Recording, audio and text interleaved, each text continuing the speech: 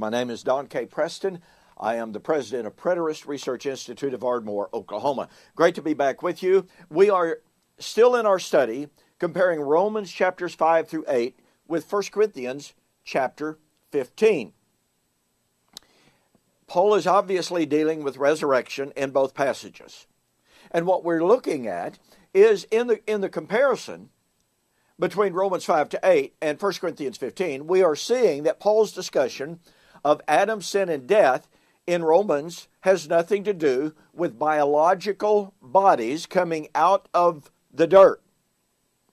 Since Romans 5 to 8 is parallel with 1 Corinthians chapter 15, that means that if Romans 5 to 8 is not dealing with the raising of physical bodies out of the dirt, then that means 1 Corinthians 15 is not dealing with raising physical bodies out of the dirt. Now, I've shared an awful lot of information with you, and we want to look today at an absolutely incredible passage. And I want to tell you, this passage gives the commentators fits, because what it says is just contrary to the traditional views.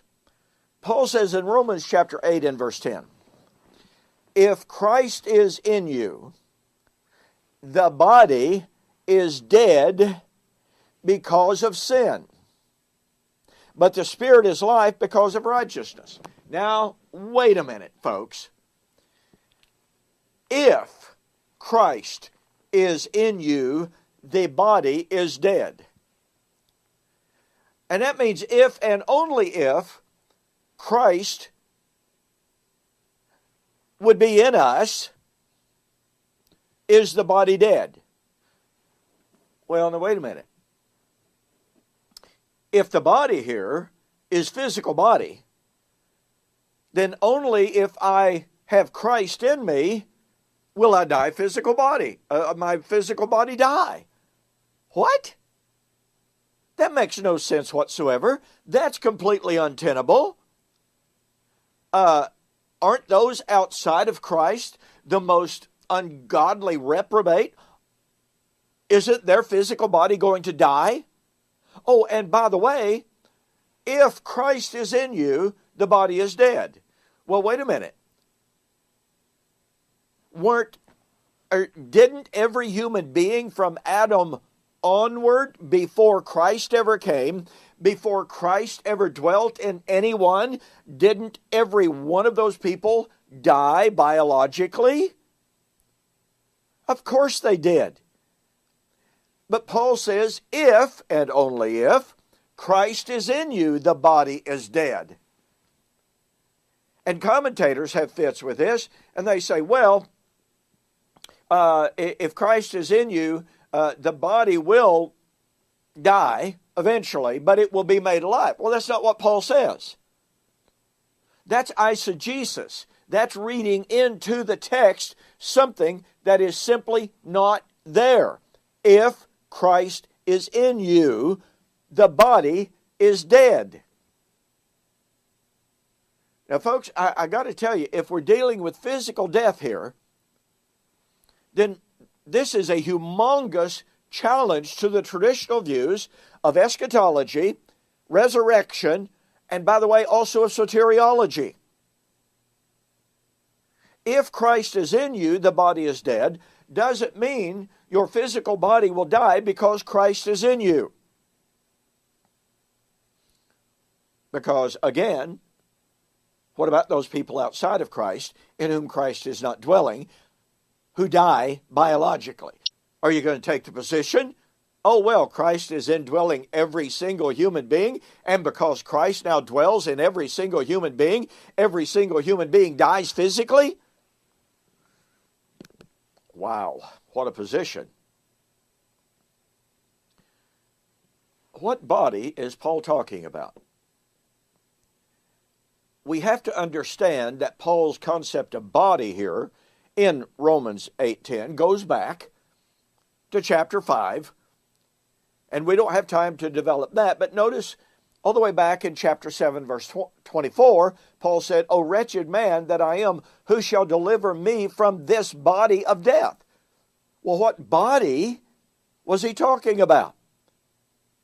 He was talking about the body of condemnation under Torah. You see, Paul thought of himself, as I've shared with you, Paul thought of himself, and of every man basically, as living under one of two masters, in one of two realms. He perceived himself, by the way, as the ancients did as a whole, of living in the realm of death, being in a body of death, or being in the realm of Christ in a body of life. Paul wanted to be delivered from the body, the realm, the sphere, but he calls it the body. And once again, he's not talking about biological body. Paul did not want to be free from his physical body. That was not the point. He wanted to be free from that realm and that body of death. And so he says in Romans chapter 8, verse 10, if Christ is in you, that body is dead because of sin. It is doomed to perish. Christ is the deliverance from that body. So he then says, but the Spirit of life because of righteousness. You see, if Christ is in us, one body dies. But another body, a body of righteousness and life, is, may I use the term, created. We leave the old man of sin behind. Romans chapter 6, 4 to 5, buried with Christ in baptism, in order that the old body might be destroyed, that the body of sin might be destroyed. So Paul here is setting forth a contrast in Romans chapter 8 that is absolutely not dealing with biological body. Living under Torah, a person was in a biological body, but they were in the body of death. They were in the realm of death. When they became a child of God, they began to put on the new man, the body of life, as Paul calls it right here, righteousness. It is absolutely imperative that we get inside Paul's head, step outside of our preconceived ideas of physical, biological bodies. If we hang on to that concept that Paul is talking about biological bodies, we're not going to understand Paul's doctrine of resurrection. Now, very, very quickly, consider that Paul says, if Christ is in you, the body is dead. And in 1 Corinthians chapter 15, Paul urged his readers, as we have borne the image of the earthly. Oh, what's the image of the earthly? Adam, law, sin, death. Let us, let me remind you, this is in the subjunctive mode in the Greek. Let us put on the image of the heavenly. Just like Paul is urging them in Romans 8 to put away the body of flesh, the body of sin, and to put on the body of Christ.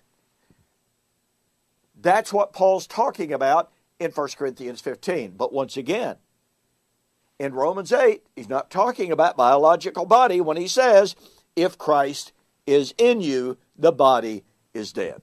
Can't be talking about biological bodies. And we got more to drive that home that you don't want to miss. In the meantime, go to my website and order the book, The Last Enemy and the Triumph of Christ by Daniel Rogers. Fantastic little book, super easy to read and understand. Go to my website, donkpreston.com, bibleprophecy.com, and order the book. I'll guarantee you, you'll be glad you did. Hey, we'll see you on the flip side.